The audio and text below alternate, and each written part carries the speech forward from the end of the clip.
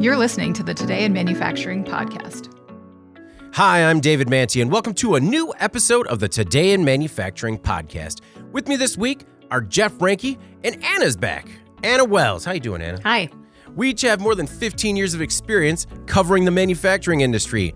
Every week, we take the 5 most popular stories on our websites and discuss the implications they have on the industry going forward. Before we get started, please make sure to like, share, and subscribe to the podcast. You could also help us out a lot by leaving the podcast a positive review on whatever platform you use. If you want to email the podcast, you can reach any of us at Jeff, David, or Anna at in.com with email the podcast in the subject line. Also, we are live every Thursday, so subscribe to us on YouTube at IN Magazine to make sure you get a notification whenever we go live. And I have to say thank you to the people that came through for us. We hit our goal of 8,000 subscribers on YouTube. Awesome. Nice. We did it in a week, which means we just have a new goal now. Now we got to hit 9,000. Thank you, everyone. I think actually Andy just came through and emailed his family because we got a lot of Zoll 67s, you know. Wow. Yeah, impressive. coming in. Zoll 67. They So- have their own domain even. Yeah, that's right. Thank you, family Zoll. All right. Well, before we get started, I also wanted to remind everybody we have 2 more episodes until we get to our 100th episode. We're going to do 1 more episode in 2022, and then we're going to start off the new year with episode 100. How does that sound to you guys? Incredible. I like how you set it up like the 100th episode is going to be somehow different. It's It going to be will. the same. We'll have giveaways. Spoiler alert. Yes. That's what Anna thinks. We'll Wait have- till she gets surprised. Unique giveaways like shirts and Hats. hats. No, we'll figure something out. Send ideas. We'll give away cowboy candy. There you go. Before we get started with our first story, we have a word from our sponsor this week, Enchanted Rock. Jeff, what do you have to say about Enchanted Rock? Yeah, really interesting company doing some pretty cool stuff. We've talked a lot on this podcast about the impact of natural disasters, some of the other things that are impacting grid reliability, like the influx of electric vehicles and the growth around that market, even just the increased demands from both consumers and the industrial sector. So what Enchanted Rock has put together is a bunch of research and information related to microgrids, which can be a potential solution to some of these challenges when it comes to outages and things like that. We put together a video about some of the offerings that they have and a lot of just information that kind of simplifies this. Microgrids can seem very complex in nature. Enchanted Rock does a nice job kind of breaking it down. So encourage you to check out the video. All right. We have one more word from our sponsor before we jump into our first story. There are a number of factors impacting the performance of our national electric grid, ranging from uncontrollable and extreme natural occurrences like floods, hurricanes, and wildfires, to shifting user dynamics like renewable energy and electric vehicles. And as the grid ages, the risks associated with human error and equipment failures are also increasing. Parallel to improving grid resilience is a focus on a cleaner power, with goals to limit greenhouse gas emissions and improve air quality. For more information, go to enchantedrock.com or download some of the company's additional information assets listed on this page. And we're back. See, we switched it up on you a little bit there. We did the read before the video, and that's all just because of a communication error. No one's at fault. Our first story this week: Ford debuts GT MK4 Supercar. Ford says its new supercar is the ultimate and most extreme track-only Ford GT ever built. The new Ford GT MK4 by Ford Performance and Multimatic has a unique twin-turbo EcoBoost engine, racing transmission, aero-focused exterior design and chassis with a longer wheelbase for improved on-track handling. The third-generation MK4 also has a new carbon fiber body that is functional yet visually striking. Still, the car is a nod to the year that the original MK4 won the 24-hour of Le Mans. Multimatic's facility in Markham, Ontario will hand-build 67 supercars with a starting MSRP of $1.7 million. Deliveries will begin in late spring 2023. Larry Holt, Executive VP of Multimatic's Special Vehicle Operations Group, says he wanted to create, quote, the most extreme final version of the Ford GT. Now, the word final stuck out to me, Anna. He also used swan song. Is this $1.7 million supercar a true swan song for the Ford GT? Yes. It's the epitome of a swan song. Mm-hmm. I mean, it's definitely a pretty special car, especially for Ford aficionados. I mean, it's pretty exciting that they redesigned this from scratch to incorporate all the modern bells and whistles. I can see that there will be some interest in it. About 67 interests in it. I don't even know if we can get to 67 on this. Like 1.7 million, and I like how they were clear that is the starting Yeah. manufacturer's suggested retail price. When you're at that point, I feel like bells and whistles aren't really that big of a deal. No, I agree. I mean, you're definitely appealing to a certain person here, but that number, that 1.7 million, that puts this within the top 10 Ford sale prices ever sold in history. And that includes things like a 1967 Shelby Mustang GT500 Eleanor that was sold at auction for $1 million. That's a collector car. That's a like a one of one. One of one. Yeah. Another, there's a Shelby GR1 concept that fetched $3 million in 2015. This would go right kind of in the middle of those two. But again, those are really collector's items.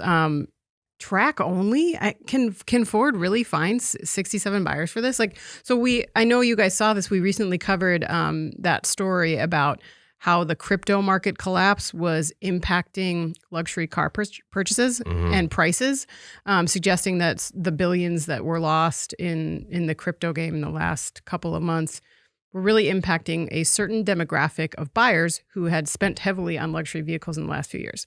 Now they're putting those vehicles on these resale websites up for auction, and because there's so many, their prices, they're not fetching the same prices that they were a year or two ago.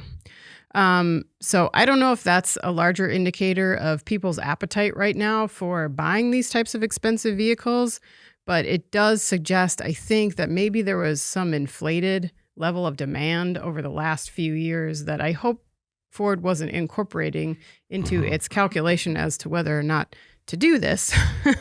It's a cool car. I hope Ford can sell it. I don't know. We'll see. The crypto crash. Who saw it coming? Jeff, Ford is going to hand pick customers. Do you think maybe they arrived at that 67 number with 67 very specific people in mind? There's more than 67 people who are lining up to buy this vehicle. Yeah. I guarantee it. These vehicles are sold already. Yeah. And I think a lot of that goes back to the legacy of what the Ford GT really means.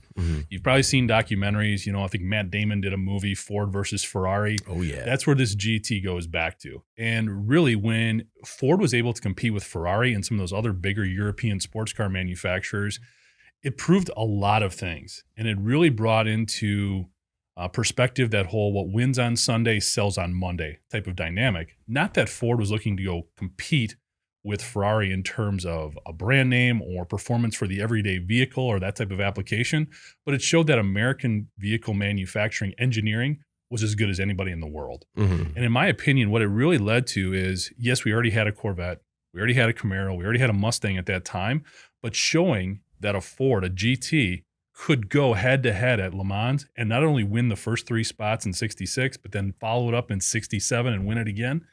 That really ushered in a new confidence in U.S. automotive engineering that will always have enthusiasts flocking towards this vehicle and this make, the GT. It's iconic, it's legacy, and it ties in more than just to a supercar that's overpriced at $1.7 million. It's so really overpriced. about the legacy and the history of what automotive performance for a U.S. auto manufacturer became and is still today.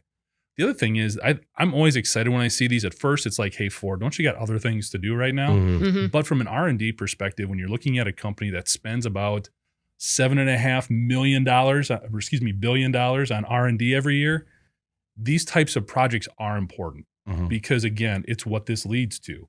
When we look at the engine performance, when we look at the handling and things like that, when you look at NASCAR and all the safety enhancements that have trickled down into the vehicles that we drive every day and that your kids will be driving, that my kids are driving right now, those are important things too. So I get excited when I see these vehicles coming out because I can see what it's going to lead to in terms of engine performance, overall vehicle performance, fuel economy.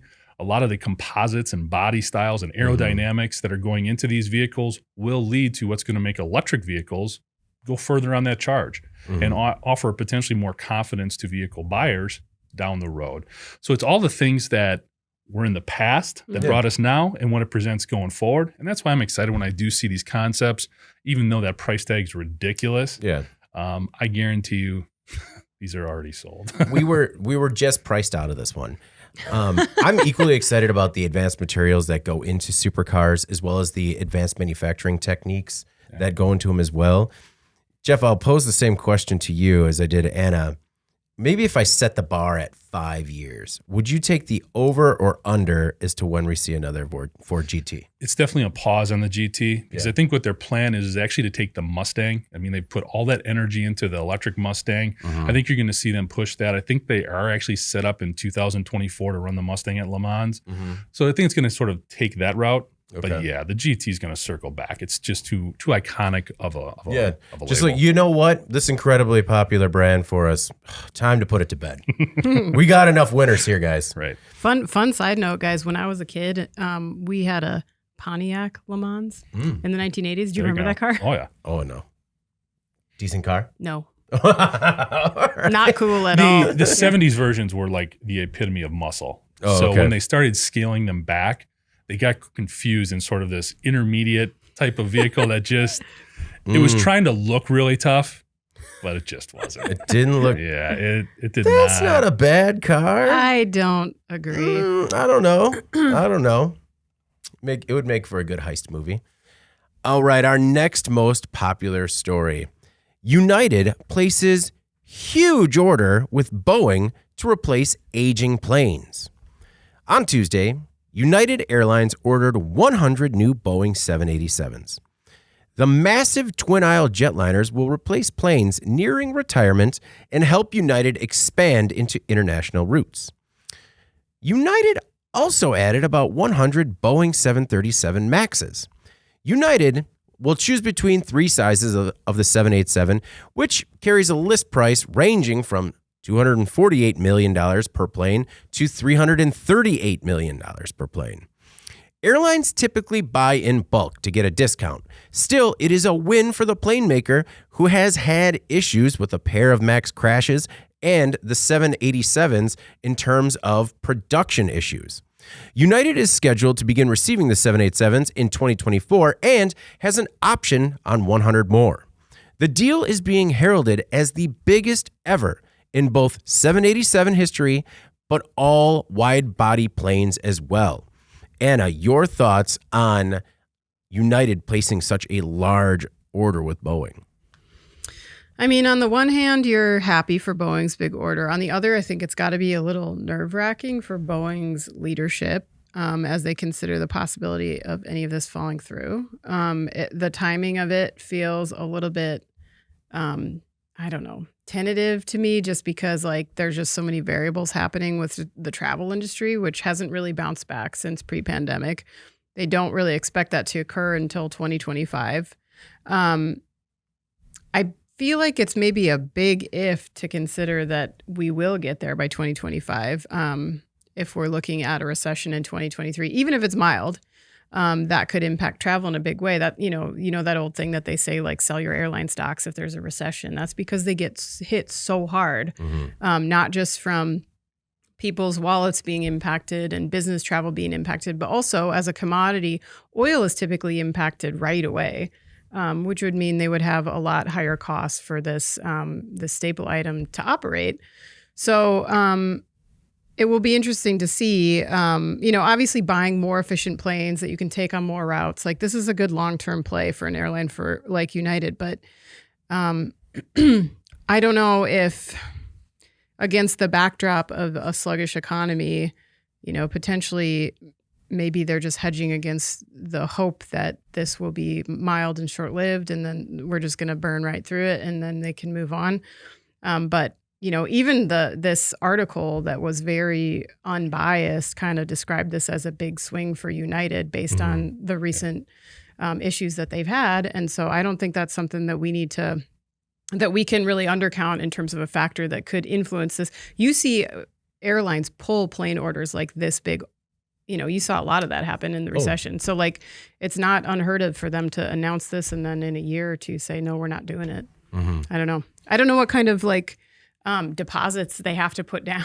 Yeah. Because it seems like You haven't bought a plane lately? I know. You know what? I haven't. I spent a lot of money on this Ford GT that was like almost $2 million. Yeah. So plane later. I guess. Your toy funds are a little bit low right now. Yeah. Compared to the 787, you're getting that thing for a steal for near under two. Jeff, do you have the same skepticism when it comes to this deal? I do not, David. Wow, I'm going to be positive on we this have one. swapped sides today. We're running around Yeah. here. So, two different perspectives here. First, looking at United, I think obviously we don't know what 2023 is going to bring. Right. Okay? There's a lot of pessimistic outlooks, but I think what United is saying is, okay, look, 2020 was obviously brutal. I mean, travel numbers are up like 300% since then, understandably. Yeah. Even from last year, they're up about 15 to 20%, which is good. But like Anna alluded to, still not back to pre-pandemic levels, and we're not sure when they're going to get there. However, it's almost running in a parallel to what auto dealers are seeing because of all the cutbacks in terms of they can't find employees, either it's pilots or flight attendants or ground crew. Fuel prices have obviously gone up. So the prices for airline tickets, and I think if anybody's flown recently, you can feel this or appreciate it, they're up on average over 40%. Yeah. So you've got fewer flights, fewer employees, planes are packed and you're charging more.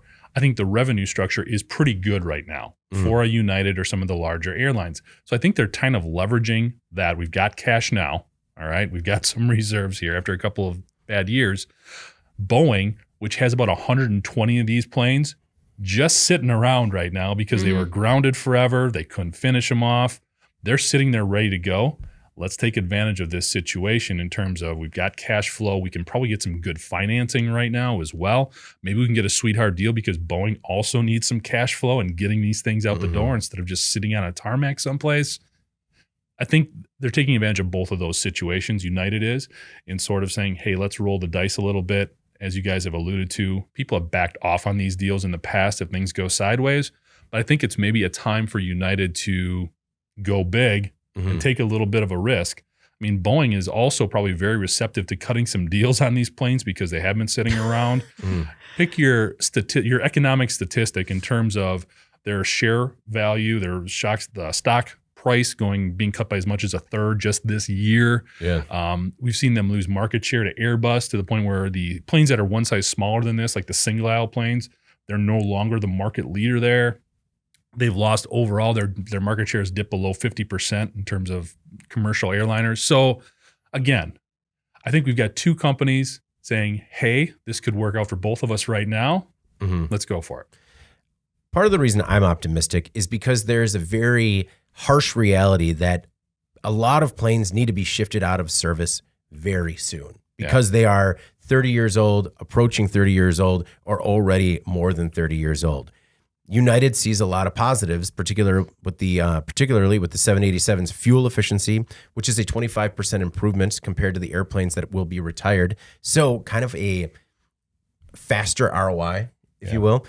The deal will help the airline expand international flights. According to the AP, when you're talking about a big deal, this could be worth up to $19 billion, depending on the versions of the aircraft that United selects and what kind of deal they're looking at. Jeff, a little bit about that backlog you're talking about. I'm sitting around. In November, Boeing reported a backlog of more than 4,400 aircraft. The vast majority, more than 3,500 of them, are for the 737. So the orders are out there. The company has some 420 Dreamliners on order. As of October 31st, Boeing delivered 363 aircraft in 2022. 300 of those were 737s, 15 were 787s. So the orders are there. Hopefully, production can continue pace. Our next most popular story this week. Lifting magnet problems lead to severe accident at fab company. On not July, it's the other one.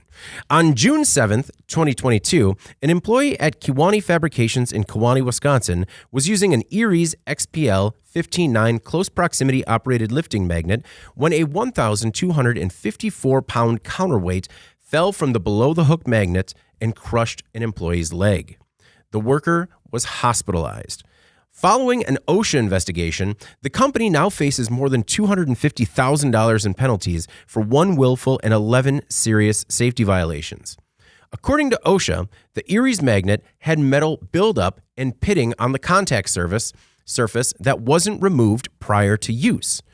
OSHA found several issues at Kewanee, most that stemmed from challenges with lifting magnets. For example, about 2 weeks after the accident, employees were using a pair of battery-powered magnets to move metal parts, despite the fact that they had both failed breakaway force tests. According to OSHA, the company is taking the accident seriously, with safety reps documenting problems and finding solutions to make sure they remain compliant going forward. Kewanee Fabrications makes aerial ladders and mounting plates used on fire trucks. It's the ladders. OSHA says one way to fix the problem is to ensure that the magnets are inspected before use and in accordance with the manufacturer's specifications. Jeff, I saw a lot of positive things with this. One, that the company is taking it seriously, working with OSHA, trying to make sure everything is improved going forward. What were your thoughts when you saw this article come out of Kewanee Fabrications? First thing that caught in my mind is this is actually where we vacationed this summer. We were right in Kewanee, up near Lake Michigan in Door County. So that was the first thing that came to mind. Outside of that, I think what it reinforced to me, and I actually thought back a little bit to my time in the Army, is when you're using a piece of equipment, even as dynamic as this lifting magnet is, it can sort of become just common and just another thing that you're doing. Yeah. And don't always appreciate in that moment or in those moments every day how things can go sideways very quickly if you're not paying attention to the proper use and application. I think it is important to call here too, it wasn't something that was deficient with the lifting magnet being used. It was the fact that it was not being maintained properly, and there was some common sense that was missing. I think there's enough blame to go around in terms of bad practices in place, but also the employees using it, just not paying attention to detail. Blocking and tackling, right, David? Yeah, blocking and tackling. Line 3 on the review. No. So those were some of the initial things that came to mind. Also, in digging into this company, I think it's because the line that caught my attention as well is when they said how safety and people at the plant were taking this very seriously and following up. Yeah. Looking at the company, they are a subsidiary of Oshkosh, which is a huge defense contractor. So if it has wheels and some sort of tactical dynamic, chances are Oshkosh makes it for the military. A lot of lifting, like cranes and other types of equipment. If it can haul troops, equipment, or weapons, it may be made by Oshkosh. So I'm sure they were also very quick to try to take corrective action here, with the chance that people start looking into and not challenging or putting any obstacles in the way of all those huge defense contracts that the parent company is receiving. One thing about this story that I was encouraged by is that we do a lot of these safety stories because we hope that people see what happened previously so they don't make the same mistake going forward. I had 2 people reach out to me after we did this video about how they have, one company in particular had more than 20 of these magnets in service every day. They knew about the cleaning and the surface area, watching that, but they had no idea about the breakaway testing. And it was something that they reached out and said, and I'm going to look into that tomorrow. Wow, interesting. It was a really impressive reminder of how, and kind of to your point, Jeff, these are used every day. We've been in facilities where they're using these massive magnets. I remember the first time I saw one. It is, a magnet smaller than my laptop, and it is lifting thousands of pounds of metal. And you're just like, and that's it? That's it. And everyone's cool because, they've been using that tool for 20 years. Anna, what were your thoughts on what happened with this OSHA investigation and the changes that the company is going to make going forward? Yeah, I mean, it was good to see, as you said, that the company is cooperating with the regulators on how to move forward. Obviously, it's like we're so grateful to see that because so often you just see the opposite. Oh, yeah, it's just pushback. People trying to get it, just move on without doing the due diligence, repeated offenses in these areas, things like that. Yeah, lifting magnets are no joke, as you said. I mean, there's all kinds of safety protocols around them. You can get easily crushed, pinched, trapped fingers, extremities. Even charge interruptions can occur, so they just fall. And, that it's really scary. That magnet has enough power. It can screw up a pacemaker. It can wipe your entire cell phone. But Erie's is a big company, and they've been around forever. They're an expert in the lifting magnets. That's what they do. Mm-hmm. So it's pretty obvious that they have protocols, best practices, manuals, all this stuff in place. They know what they're doing there. It's not like they just bought this from some uncredible distributor from China or something. Like Erie's is like, they are the magnet people, right? Mm-hmm. So it is unfortunate to see this bad maintenance taking place on these. It's sad to see that there's these breakaway tests that people don't know about, aren't adhering to. Sounds like they, in many cases want to. They just yeah. So Well, it's so common that yeah. Plant managers and other personnel, safety personnel, think they are doing everything by the book, and yet something might fall through the cracks. Yeah, exactly. And I think in the case of Kewanee, I mean, concerning for sure that these people in the plant were continuing to use compromised equipment after this took place. Yeah. You would think that would be enough, the incident, to like, let's shut everything down. We got to figure this out. What happened here? Is it, but, you wonder, like, are the people in charge negligent? Are they lazy? How could they not take that step at that time? So that's disappointing to see how long it took. Obviously, they just needed some assistance from OSHA maybe to figure that out. Yeah, But- that was a level of hubris that kind of shocked me as well. Mm-hmm. Only because you just had an accident very recently Yeah. due to problems with the magnets. How about you not make the same mistake twice within a 6-month period? Well, I wonder at some point, and maybe it's already taking place, but when is the human resources arm of some of these enterprises going to get more heavily involved in safety? Because when you're looking to fill positions at a facility, as everybody is right now, there's a huge labor shortages going on. These types of incidents that get these types of headlines and this much coverage don't help your recruitment efforts. This is the first thing that's going to come up on Google for this company for the next how many years. And anytime anyone's job prospecting, it's not going to help. Robert Bonack, OSHA's area director in Appleton, Wisconsin, wanted to remind manufacturers that they must constantly review safety procedures and equipment to make sure all points of operations are guarded, equipment is in safe working condition, and workers are trained to recognize hazards. Our next most popular story. Stellantis idles Illinois plant indefinitely. On Friday, Stellantis announced plans to halt operations in Belvidere, Illinois indefinitely. The plan makes Jeep Cherokee SUVs. The company said it was forced to make the move due to cost increases resulting from the shift to electric vehicles. According to Reuters, some 1,350 employees are going to be laid off. Stellantis says it's possible the plant will never open again as the company weighs other options. The United Auto Workers Union was, quote, deeply angered by the decision. Stellantis said the industry's, quote, most impactful challenge is the increasing cost related to the electrification of the automotive market. Anna, did you buy Stellantis throwing EVs under the bus for something that a decision that might have been made quite a while ago? What do you think, David? I think I'm teeing it up for you, Anna. Yeah. I have some big feelings about this one. All right.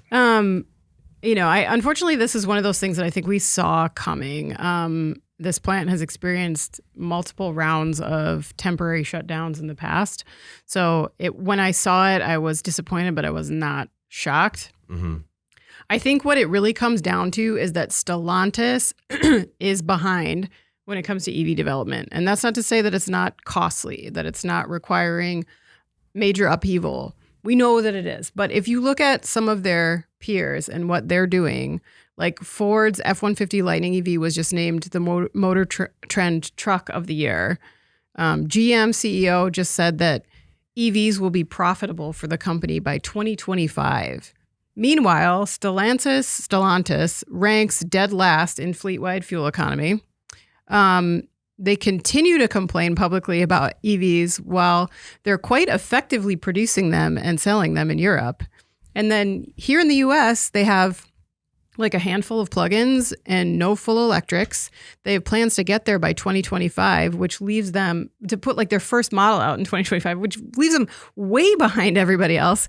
So maybe that means aggressive cost-cutting measures here. But my question is, why? Like, it's sort of a head scratcher to me. Again, we know EVs are a big swing for auto in general, but this hasn't exactly been a secret. And even when Donald Trump in his presidency was trying to unravel some of those federal EPA guidelines on fuel efficiency, California wasn't. So a lot of automakers were taking that as, we need to move forward regardless on this, because even if something changes here, it will very likely change back in a new administration.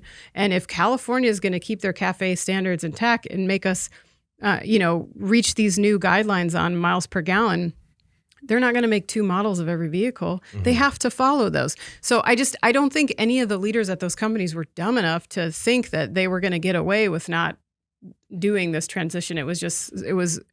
I just don't understand why Stellantis is so far behind here. I mean, they're like the number 2 leader in EVs in Europe. So what is so hard about this? Like, why wait so long here? I just don't understand. It doesn't make sense to me. Jeff, do you have any insight as to why Stellantis fell behind?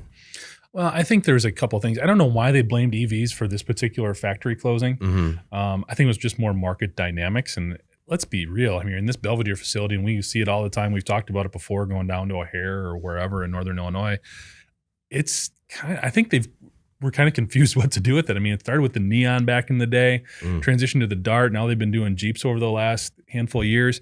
We're looking at a facility that we've also covered on this podcast for a number of shutdowns during the pandemic, where they paused production and they weren't sure what to do.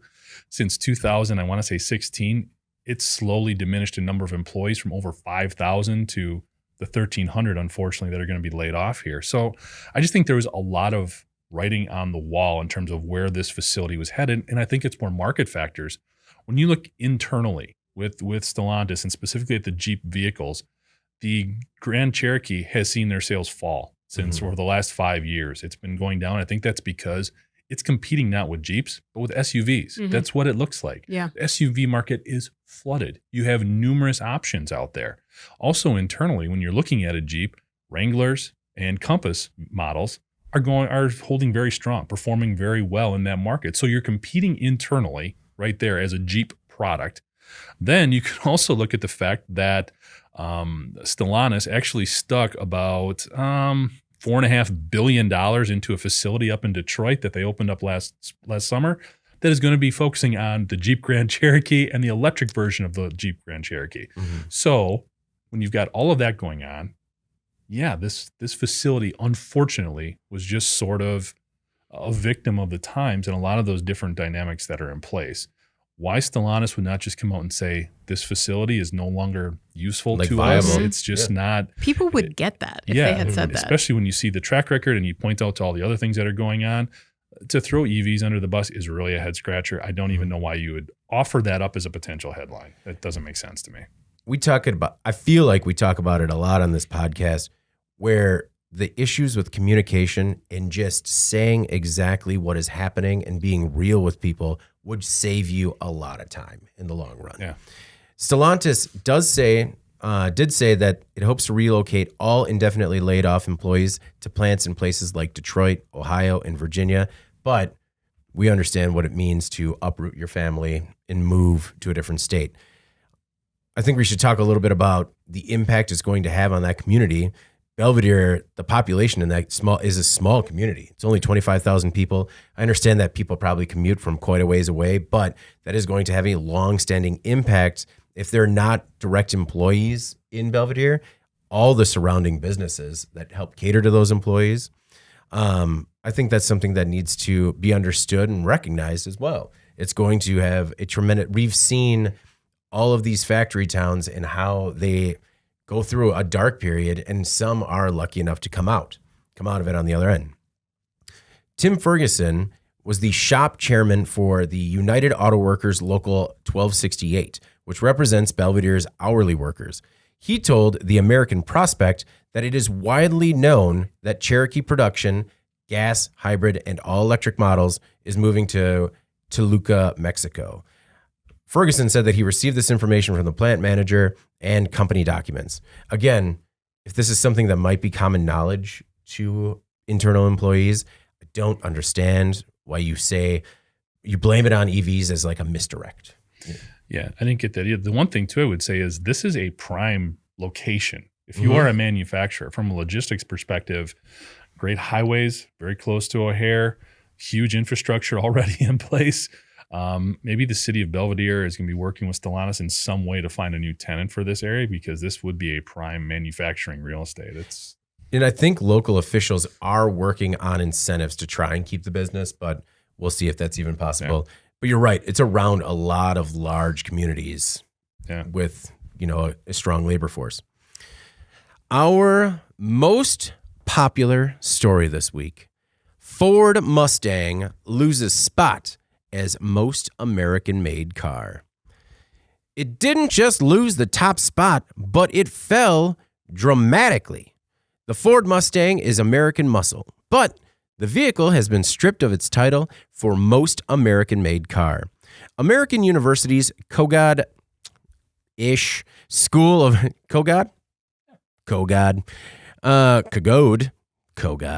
School of Business recently released its annual Made in America Auto Index. Last year, the manual transmission Ford Mustang topped the list. This year, that model fell to number 22. A big part of the problem is that Ford began sourcing the vehicle's transmission from Mexico. The Ford Motor Company still controls the top two spots on the list.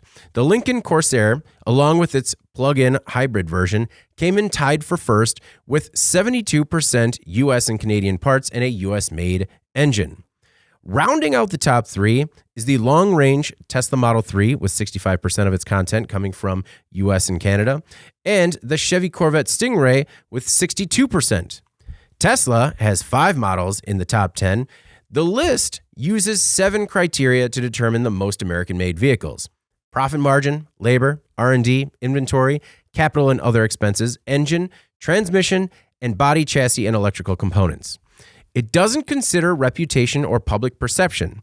That's how the Honda Passport can make the top 10, while the Mustang is down at 22. Anna, your thoughts on this list, and does it matter? Is the Ford Mustang sort of impervious to losing this type of title without really losing much of its shine? I think so. I think there's a lot of misinformation, and you just alluded to public perception around Made in America, especially as it comes to automotive. According to Cars.com, 40% of post-pandemic new vehicle shoppers say that buying a car that's made in America is important to them, which is up from 22% a year ago. So that's 18-point increase over a year. That seems quite high, but anyway. Cars.com also has its own list that it produces, and it published a version of this list in July of most Made in America vehicles. Of the top 6, Tesla took 4 slots, including number 1 and 2, and the Lincoln Corsair took 3rd. Okay. My point here is that auto production is very complex. There are a lot of variables that go into how these vehicles are evaluated for their Americanness, obviously. And if this were a straightforward assessment, if this were an easy process to figure out, there would not be variations between these two lists, right? Mm-hmm. So when people increasingly say that they want to buy an American-made car, what does that mean? Probably just that they want to support the American economy with their purchase. I think that makes sense. Like, as much as possible, we try to do that. So with that in mind, consider that every automaker, whether foreign or domestic, that actually assembles vehicles in the U.S., and there's a lot of them, they're dumping a lot of money into these workforces and these communities. I think a similar question that's been posed in the past is it better to buy a car from an American company that supply chain is heavily embedded overseas, or a foreign company that's mostly manufactured in the U.S. with domestic parts? And the answer, even if you look at experts, they hesitate to give you an answer to that question because it's very complex, and you have to consider the local impacts, and that even foreign companies have tax obligations here in the U.S. when they produce cars here. The benefits to their shareholders have largely been democratized over the years, so anyone in any country can buy Porsche stock if they want, even though it's a German company. It's very multifaceted, and I think in the end, people who want to support American manufacturing with their companies, they don't necessarily need to choose one on one of these lists in order to feel good about their purchase. That's my opinion. I think you can feel good about, for example, buying a VW that's produced in Chattanooga, just knowing what a big boost that provides to that community and those workers with those really high-paying jobs. And, if that weren't important, then you would not see this massive scrambling by these local and state entities trying to woo these automakers to be there. They know they're good jobs. They know they have a tremendous ripple effect on the community. So whether or not it's a American flag flying company, it still has a lot of value. So in my opinion, it's sort of this nebulous concept to look at Made in America. And I think there's a lot of other factors that you can consider as well. And it's probably different to every individual buyer. Right. Anna talks about Americanness, Jeff, which is why I was confused when some of these stats talked about sourcing from both U.S. and Canada. Yeah, that was an unusual dynamic. There's a couple other things with the criteria that they use, which I think deserves maybe a little bit of scrutiny. In terms of, to me, the labor component of it would be the most significant to me when you're looking at that. And that counts for either a 6 or a 0, depending on where the vehicle is actually assembled. So if it's here, it's 6. If it's not, if it's here, it's 6. If it's not, it's a 0. But then you look at body, chassis, and electrical components, that's half the score right there and where those things come from. Man. So when you look at electrical components, those have been coming from other places forever. Okay. So I think these types of ratings have decreased in significance over time. I think most automotive buyers understand the dynamics of what's going on. I think by me buying a Nissan, that doesn't mean I'm opposed to U.S. manufacturing or don't want to support that. The dealer I bought it from is right here in Wisconsin. So, there's still definitely a local dynamic. I think the other thing that consumers, regardless of the market category, are more understanding of is we live in an increasingly global economy. Things are sourced from all over. And do we want to beat, in this case, Ford, do we want to beat them up because they had some smart supply chain dynamics in place that help keep the cost of that vehicle down? Exactly. I want to support U.S. manufacturing more or as much as anybody else. But you know what? I'm really appreciative of the fact that by smart sourcing, I can buy that Mustang for $50,000 instead of $95,000. So I think, again, these are interesting to look at, and definitely there's goals in place. That when we look at sourcing internally here in the U.S. and putting up an infrastructure that supports broader manufacturing initiatives, that's all positive. But at the same time, the real world dynamics are that there's going to be more stuff coming from more places. It's just what it is. It's just odd that Ford decides to nearshore with the Mustang and this school determines Americanness to be Canadian and United States. Yeah, but Mexico. But not Mexico? I know. I found that to be very odd. Yeah.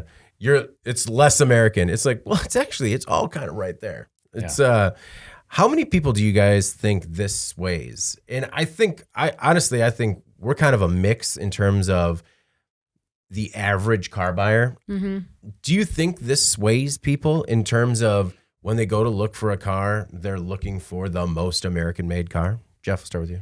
No. Yeah. I really don't. I don't think they look at it that closely. Maybe as as it becomes more competitive to find a vehicle. Right now, we're still a little bit of a shortage out there, and that's supposed to bleed into maybe 2024 or longer. Maybe you start looking at those things, but right now, I don't really see that as a significant dynamic. Anna? I mean, again, if this were more straightforward assessment that you could apply across the board, then maybe people would look at it more closely. But to have like these varying lists and variables and the way people tabulate it is different and stuff, to me that means like it's very hard to look at that and take it 100% seriously. I would be curious if anyone listening finds this to be I don't know, influential in terms of their purchasing. If it does, please let us know. I would like to know. Given how muddy these stats are, I could just see every dealership having the most American cars. What do we need to move? Yeah, no, that Cherokee, that's the most American-made car. Get it on the top. Get it on the top. The Ford Maverick won Cars.com's Best of the Year in 2022 and Best Pickup Truck of 2022. It's manufactured in Mexico. The Mustang Mach-E, made in Mexico. GM's Buick brand manufactures the Enclave in Michigan, but the rest of its lineup imported from China and South Korea. Stellantis makes the Challenger and Charger muscle cars in Canada. So it's a mix. And to that point, I don't know how much it sways people personally. So, right. Like you think people have this impression that if they bought a Dodge Challenger, that's an American car. Oh, yeah. Right. I mean, a lot of that's marketing. No, that's my point. Yeah. That I don't know that even if people, that's something they say they care about, is anyone really looking in depth at these long supply chains and trying to determine between these 3 lists and all these calculations, I figured it out. Yeah, I think having Mike Rowe or Dennis Leary tell them it's built Ford tough is enough for them to think it's That's American. enough, I guess. Yeah. All right. Before we get started with our In Case You Missed It segment, we have a word from our sponsor that is going to start with this video. There are a number of factors impacting the performance of our national electric grid, ranging from uncontrollable and extreme natural occurrences like floods, hurricanes, and wildfires, to shifting user dynamics like renewable energy and electric vehicles. And as the grid ages, the risks associated with human error and equipment failures are also increasing. Parallel to improving grid resilience is a focus on a cleaner power, with goals to limit greenhouse gas emissions and improve air quality. For more information, go to enchantedrock.com or download some of the company's additional information assets listed on this page. And we're back for a little bit more about Enchanted Rock, our sponsor this week. Jeff, could you tell us a little bit more about that insight regarding microgrid importance and how it could possibly impact manufacturers? Yeah, I think it just bleeds into resiliency, business continuity, all of those key factors that are so important, keeping the lights on, keeping product going out the door in case there's a natural disaster or just some sort of a breakdown at the grid level. I think the biggest point is feasibility. When people think microgrid, they think it's not something feasible for their company. I think checking out this new video would really help maybe give them a little bit more insight in that. Especially the ROI element in terms of being able to sell power back to the grid when you don't need it as a running backup source. There's a lot of very interesting insight in the materials. Well, check it out. We have a link to download that in the comments section if you're with us live, and also in the body copy wherever you find us. Now, let's move on to In Case You Missed It. The stories that maybe weren't as popular on our website, but still stand to make a big impact on the industry going forward. Anna, I'd like to start with you this week. What is your In Case You Missed It? All right. Well, I thought this would be more interesting to our audience, but maybe they've reached the point of fatigue as it pertains to the Apple car. But Apple announced a pretty significant development, or lack of development, I guess I should say, relating to the Apple car. So since 2014, Apple has been reportedly working towards an electric vehicle, an endeavor that at the time Carl Icahn, the investor, said would serve as the ultimate mobile device. He was talking about this fully autonomous vehicle being able to sort of send people into the Apple ecosystem because they have all this time on their hands to use their Apple Watch and their iPhone and watch Apple TV. I don't know, all that stuff that you could do if you didn't have to drive. So since the project first started gaining attention, there's been a lot of ups and downs. There's been a lot of partnerships that have been developed and then dissolved, rumors of really high costs, even points here and there where people were saying the Apple Car project was dead. According to this recent report, which this was published by Bloomberg, and I should say it was not Apple announcing it, it was Bloomberg announcing it based on some information that they had. But the car is on, they say, but it's been scaled back. Apple is not going to produce an autonomous vehicle as they said they would. They were planning to hit the market with a level 5, which no one has done, not even any automakers, people who already know how to produce cars. So that was like, I was pretty skeptical of that anyway. Now it sounds like they're kind of admitting that they can't do that. The plan is to come out in 2026, and it will be a much more conventional design. It's going to lower the price tag because of that, which makes sense. So they should be on par to compete with some other high-end electrics. But it's listed as being in a pre-prototype stage at this point. I found this as interesting as I found it confounding, I guess, because I never really got why Apple was pursuing the car business.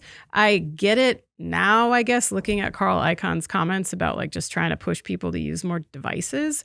However, if the car's not going to be autonomous, then why are you making it? Apple has this great business. They're like number one and expert in their core competencies. They have a lock on that market. Why are you getting into the automotive business, which is so hard to achieve like success in, especially as a newcomer? I don't understand what the point of it is. It just seems like a very like it's based on a dare or something. Just go do the things that you already do. Don't make a car. Nobody wants you to make a car. I think it is the bravado of consumer electronics companies and the industry. We've seen this with a number of startups where they pair with a notable company in the consumer electronics industry to get a little bit of credibility. They think they see the electrification of cars, they see EVs, and they think, oh, now this is our wheelhouse. And have we seen one enter the automotive industry and not fall on its face? I know. And what does pre-prototype stage mean?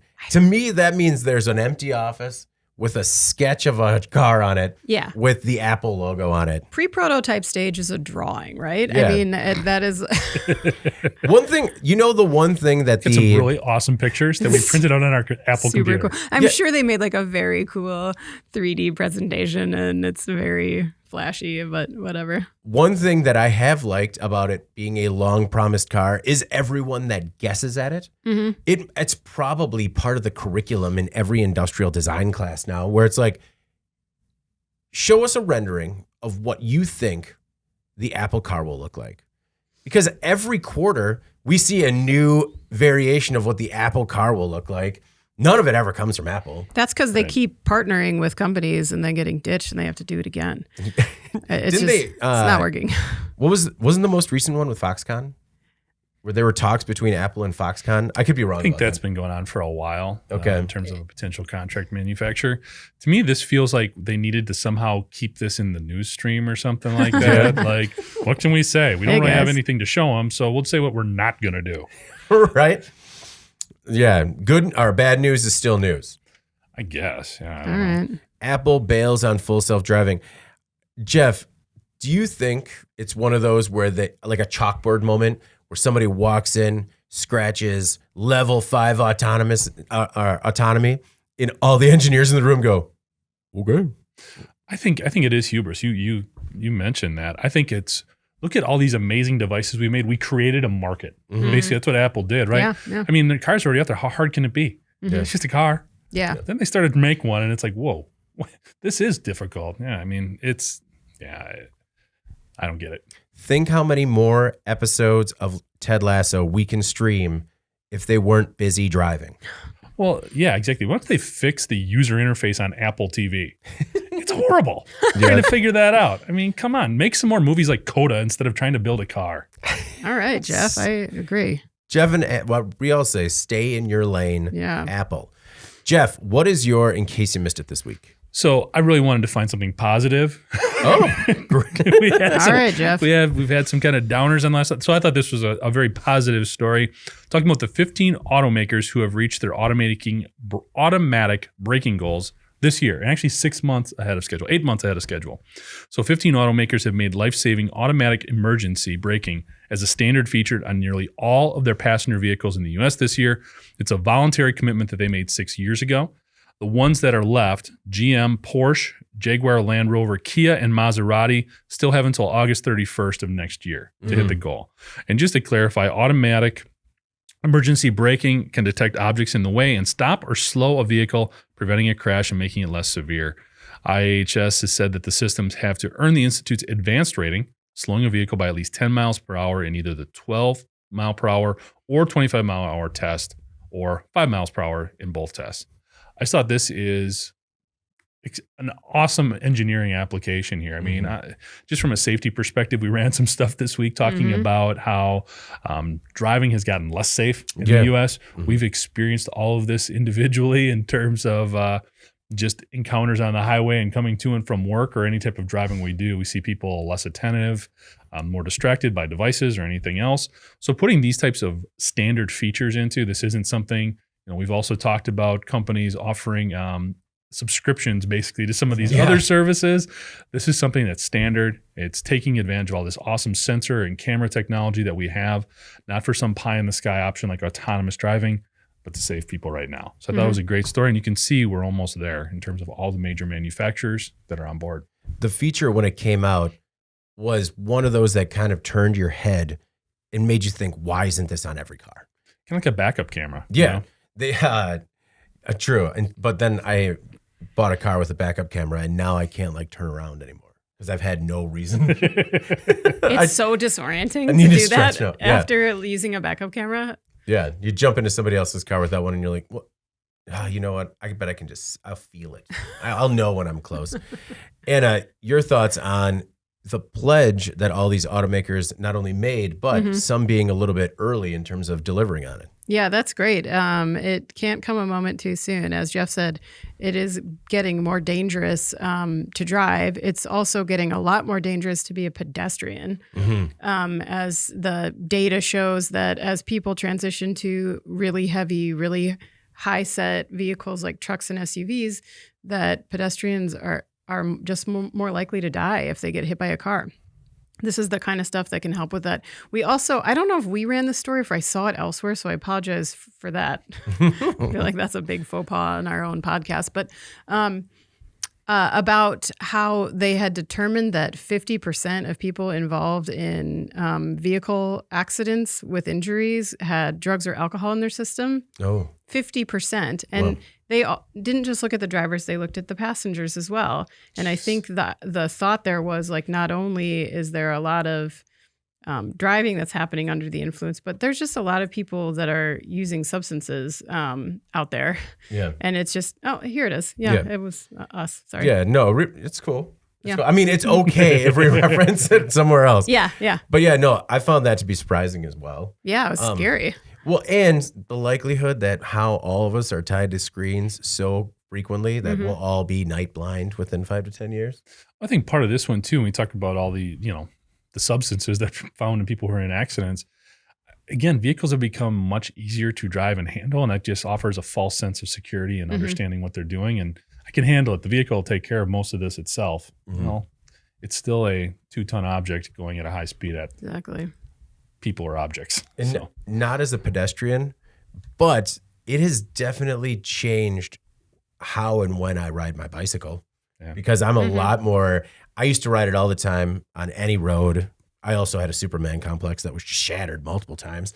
But along with your bones. Yeah, along with my brittle bones. But after riding at night and seeing how inattentive people are, it's not worth the risk anymore. All right. My final thought this week was about the rail strike, and how it would have been worse than all previous supply chain disruptions combined. This was an exclusive piece written by Nolan Beilstein that I thought was really interesting, and he started putting it together as we were leading up to the rail strike. And right as he was putting it together, Biden kind of swooped in and he was like, nope, not going to happen. So interesting from how the piece was produced as well. So when contract talks stalled between railway companies and workers, we saw major concerns over a likely rail strike. A bill passed by Congress and signed by President Joe Biden bound workers and rail companies to a proposed settlement, avoiding a work stoppage. Now, that whole aspect of it has got its own problems. According to Dr. Ethan Karp, President and CEO of Manufacturing Advocacy and Growth Network, or Magnet, said it wouldn't have taken long for the economy to feel the effects. He says some food, fuel, car, and chemical manufacturers only have a few days worth of raw materials and space for furnished goods, With rail down, pressure would fall on truckers to pick up the slack, but that industry is experiencing its own driver shortage. In the past 2 years, we've seen COVID shutdowns, the Texas freeze of chemical companies, canal blockages, geopolitical uncertainty and disruption, which have all led to inflation and product delays. CARP says that this rail strike, quote, might have been worse than all of these combined. I wanted to bring this up because I don't think people realize, I think some people in the know realize how big of a deal that rail strike could have been and that it was averted, how it was averted. You know, you have your own opinions, but the fact that it was averted saved a lot of companies, at least in the interim. CARP says that finely tuned manufacturing lines require everything to work perfectly to deliver complex integrated production perfectly every time. Given the fragility of the system, CARP stresses the importance of a local supply chain and having stock on hand. Though, as we've said many times before on this podcast, he admits that such risk mitigation steps come at a premium and might not be worth it for every manufacturer. I wanted to bring up this story, because I thought it was an interesting behind-the-scenes story of how this one was developing as the larger one was playing a role. Also, just putting another focus on more North American production, how it's incredibly important, and if possible, possibly having more things on hand in the event of another stoppage. Jeff, did you have a chance to check out this article, and what were your thoughts on what this Dr. Karp had to say? Well, I think it's the way the article performed is representative of the way all the stories regarding this potential strike went. Because really the only time we talked about it was in case you missed it. Yeah. This was not one of the leading stories in terms of engagement on our sites. And I think that's because people close to it got it. People who are on the periphery really weren't paying attention to it. It's rail. What does that do? Until you do get inside of it and you realize everything that is still hauled by rail and really the size of the remaining railroad providers and what they can do, what they haven't been doing. So I think it became also polarizing in terms of whose side you fell on, whether it was the unions who were asking for more, the companies that came to the table and offered up some solutions. Again, there was enough of an opinion there between, or divide between the two, that you could form an opinion either way. But yeah, I think it just came down to the fact that we did not appreciate this until you started looking into it a little bit more closely. Thankfully, it was resolved, so it did not come to this. Again, like you alluded to, you can have your own opinion on the resolution and if it was right or not. But from a consumer perspective, we're definitely benefiting from the fact that these folks did not go on strike and there wasn't a stoppage of the railroads. Anna, did you find it surprising that he said it could have been worse than COVID, Texas, the canal blockage, everything else that's happening overseas in terms of Russia and Ukraine all put together? I mean, that's hard to imagine, but I could see that being accurate. I mean, you know, Jeff mentioned like how much stuff that is just sort of quietly moved by rail right now. And if you think about how much pressure that would put on every other transit method that we have in the supply chain, that stuff would collapse. I mean, there's just not, and my concern here is I just don't feel like this is exactly buttoned up. Gotcha. I feel like true. They're still rail workers are still protesting and angry with the deal. Yeah. Exactly. I mean, I feel like this is a Band-Aid. This is a Band-Aid and we're in the bathtub. Like That's a new one. I like That's it. pretty good. Yeah. I mean, to your point, yeah, workers are still angry. They did not get what they wanted. You know, I think there's a lot of risk of seeing people leave this industry because they're not getting appropriately awarded, I think, the sick time that they need. It's hard for them to take off work for medical appointments. That was the key issue there, and that did not get resolved. You know, and I read yesterday, for example, that they're trying to push through that they can have just one person on a train instead of like a two person cabin in the front because of all the safety technology. They say that it's pretty easy for them to stop the train in the event of an emergency. But like the people they interviewed that actually work on trains were like, I am terrified of this. If they did this, I mean, it would cut some costs, right? But, you know, again, it's just another point about how these workers seem to be getting the short end of the stick like over and over and over again. They're going to start leaving. Like maybe this... Like truck drivers. Right. Yeah, exactly. So maybe this is, slowing that down. I mean, obviously it would have been catastrophic if they were on strike. Mm-hmm. But again, I don't think that this is something that we should just exhale and forget about.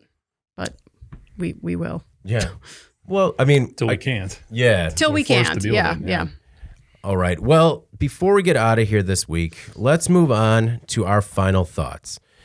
Anna, what's your final thought this week? Well, this week my daughter, who is 5, had her Nutcracker ballet recital and she goes to this very low key ballet school where they just like put them in. They read a story every week and they wear a costume every week, and then so their recital is just like this very low key thing where you get to just go and watch them dance. There's no auditorium or anything like that, and it just made me think about how wonderful it is when kids get to do things that have like very low expectations and pressures involved. Because I think she would have been terrified to get on a stage, but she loved it, Yeah. So that's my final thought. It's just more of that. It was nice. It was really nice.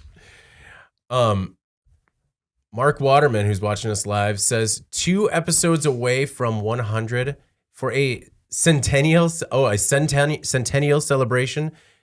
Give ourselves a pat on the back. So couple of attaboys coming from and atta people coming from Mark. Yeah, thank you, Mark. My final thoughts this week. First of all, Anna, I'm glad that you're feeling better. Yeah, it's good to have you back. Yeah.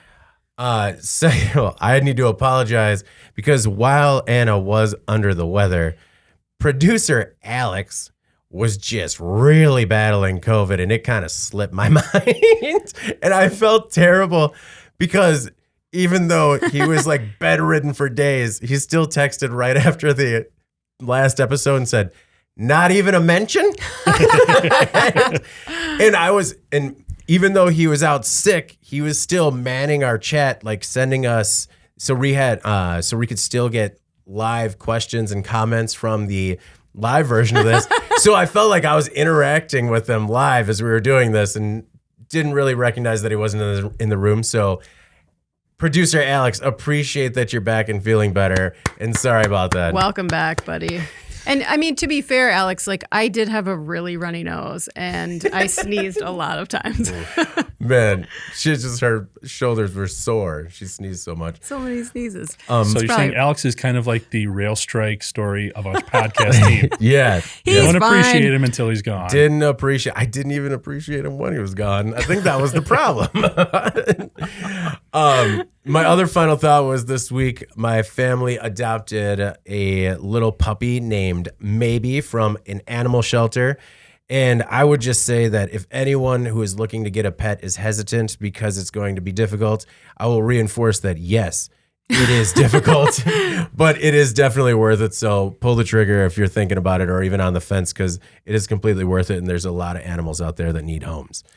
Alex has got one, though. Jeff, what are your final thoughts this week?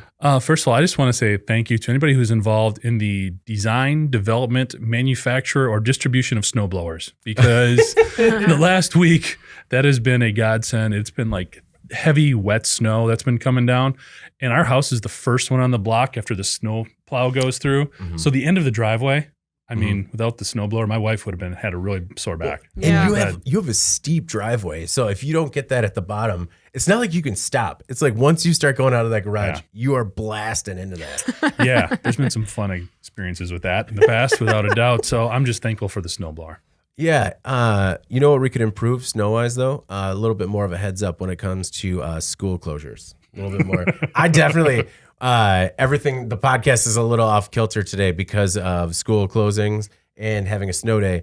And man, if it wasn't for your email this morning, I was definitely walking Des to that door. Yeah, I got the phone call at like 5 something from the school, just the automated one. And I was like, oh, that is a quick turn. Okay. But we don't get snow days in Wisconsin very much. So it was very surprising to everyone. I think it was because the previous one that we had a previous snowfall that you're talking about that was equally heavy. I think that one was worse. Mm-hmm. And as a result of that one, everyone was just like, hey, we're not taking any chances here. True. Cancel it all. Yeah. Huge disruption. And not a lot of school closures like here in Madison in the city, but like out in the That's true. the Out sticks a little in bit, the at least rural there. areas, because every kid takes the bus and stuff. Yeah. And yeah, that's tough. Jeff, what about trivia this week? All right, podcast from last week. We had a ton of responses. Again, the polling question was, which of the following would you like as a holiday gift? So we had some great responses. First of all, we heard from Patricia. She said she would definitely like one of those recently discontinued vehicles, specifically the Avalon. She switched a long time ago from Honda to Toyota when Honda didn't come up with a luxury sedan. She has loved her Avalon, and it's time to replace her. She doesn't know what she's going to do. Quote, my heart is broken. Oh, sad. Oh, man. Patricia, to try to mend your broken heart, we will send you a Today in Manufacturing t-shirt. That will I help, don't right? think that's the same, but we'll try. Band-Aid in a bathtub. There's your Band-Aid Yeah. in a bathtub, There you go. Patricia. So is the Band-Aid in a bathtub, is it a bathtub that we've gotten into that has a Band-Aid, or are we wearing a Band-Aid in a bathtub that's about to fall off? Yeah, it's about Yeah. to fall off is what I meant. Okay, just But, wanted to make sure. yeah. Just want to clarify.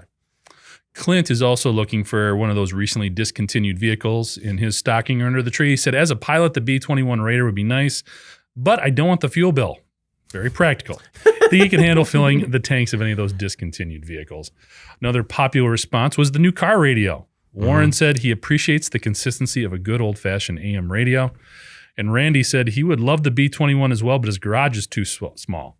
Actually, he wants a Rubik's Cube. Someone said Rubik's let's- Cube? Rubik's I'm Cube. We surprised. had a couple of Rubik's Cube, including John, who said he's concerned about losing the car radio in future electrical vehicles because you can't depend on cellular or satellite methods of transmission information. So We should get IEN Rubik's Cubes. That's got to be something you can brand now. that's a good call. Yeah. I like it. Jeff, what would you pick out of these?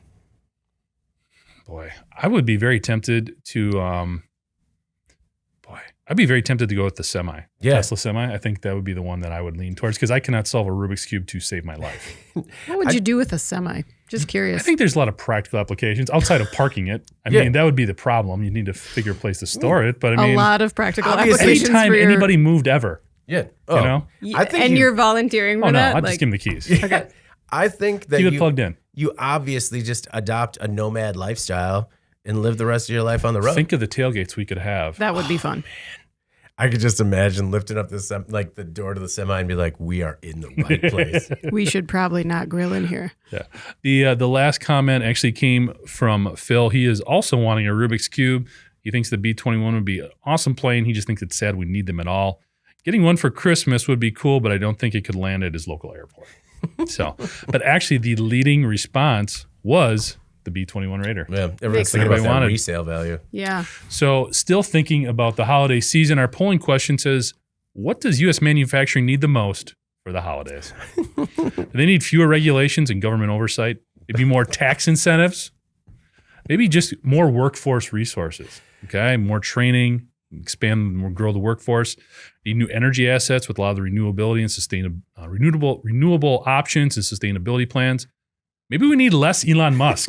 Maybe that's what we need for Christmas. Or more cowboy candy. Ooh. Is it? Any of those. Or if you want to give us just another answer, it's fine. Do they need more cowboy candy or more of David Cowboy Canty Manty?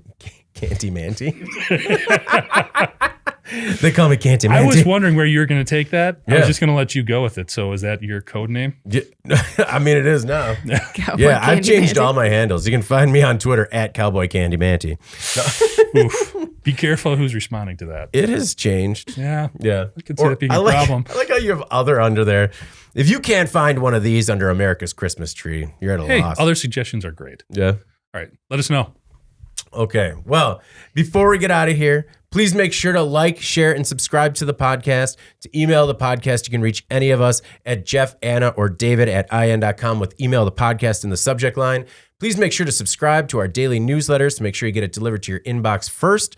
And make sure to subscribe to us on YouTube at IEN Magazine. We're hoping to hit that next threshold, which is yet to be determined. I'd say it's got to be 9,000 now, right? You can't just go Do like it. 850. Yeah. Remember, one more episode this year, and then we are going to start the new year with episode 100. For Jeff Ranke and Anna Wells, I'm David Manti. This is the Today in Manufacturing podcast, and we'll see you next week. Thank you for listening to the Today in Manufacturing podcast.